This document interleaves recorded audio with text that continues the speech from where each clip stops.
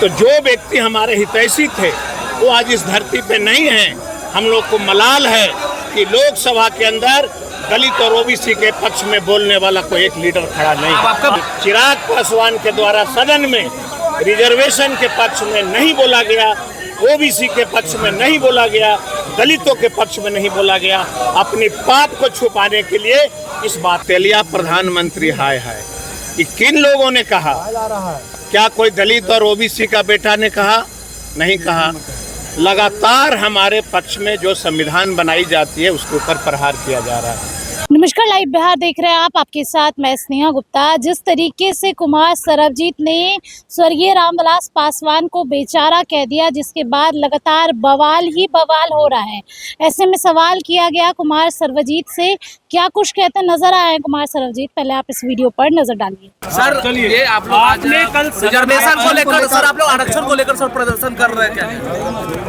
Reservation Bihar सरकार ने जातीय जनगणना कराने के बाद 65% आरक्षण का प्रावधान किया था, जो न्यायालय में लंबित है।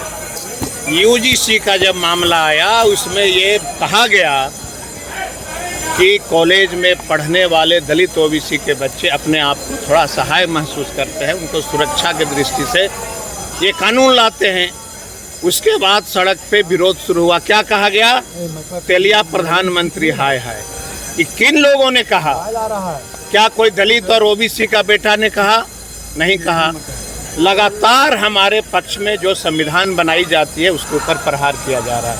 मैंने सदन में क्या कहा कि अगर बेचारे रामविलास पासवान जी जीवित होते तो हम लोगों को, देश के और दलितों को यह दिन देखना नहीं पड़ता। और सदन में, लोकसभा में स्वर्गीय रामविलास पासवान हम लोग के मुद्दा को रखते, यही कहा गया। तो जो व्यक्ति हमारे हितैषी थे वो आज इस धरती पे नहीं है। हम लोग को मलाल है कि लोकसभा के अंदर दलित और ओबीसी के पक्ष में बोलने वाला कोई एक लीडर खड़ा नहीं। आपका बयान को लेकर चिराग पासवान, मैं आपसे जानना चाहता हूँ कि इस देश का कौन ऐसा महापुरुष है जिसके बारे में ये नहीं कहा जाता है कि बेचारे अगर वो होते तो देश का संविधान सुरक्षित होता। ये कोई अपमानित करने वाला शब्द नहीं है। ये चिराग पासवान के द्वारा सदन में रिजर्वेशन के पक्ष में नहीं बोला गया, ओबीसी के पक्ष में नहीं बोला गया, दलितों के पक्ष में नहीं बोला गया। अपनी पाप को छुपाने के लिए इस बात। अब आपके बयान को लेकर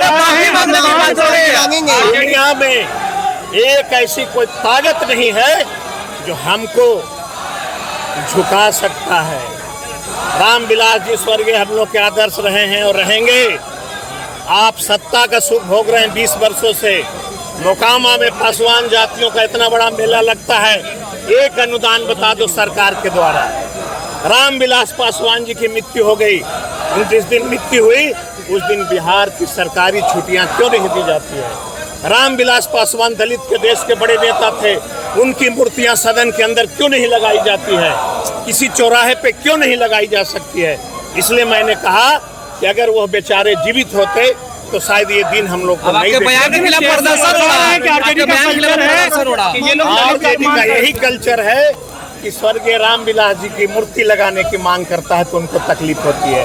आरजेडी का यही कल्चर है कि रामविलास जी का विधानसभा के कैंपस में एक मूर्ति स्थापित करने की जब बात होती है तो उनको तकलीफ होती है।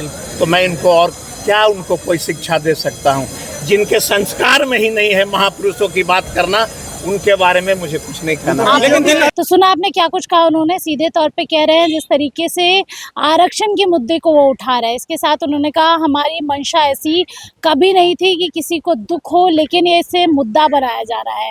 इस मुद्दे का कोई मायने नहीं है और ये इतना बड़ा मुद्दा भी नहीं है जिसको आप इतना ज़्यादा बढ़ा चढ़ा कर दिखाए। आप देखना होगा कुमार सर्वजीत के इस बयान के बाद बिहार की राजनीति में क्या कुछ होता है। आप बनी रहिए हमारे साथ, तब तक के लिए बहुत बहुत शुक्रिया।